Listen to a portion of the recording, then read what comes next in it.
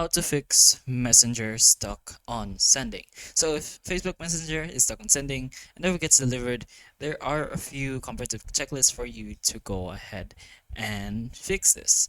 So, uh, so let's say we're gonna send something like something that it's only gonna go ahead and stay on sending.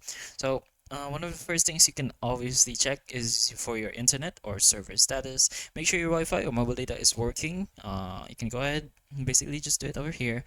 You can go ahead in other browsers to see if it's actually working, like YouTube, and see if a video plays. And if it doesn't, it's probably your connection.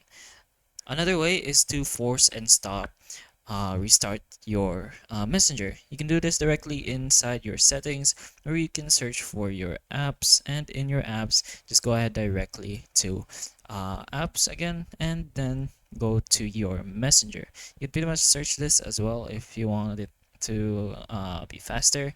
Then you can just go ahead and press on force stop over here, and then try reopening the app.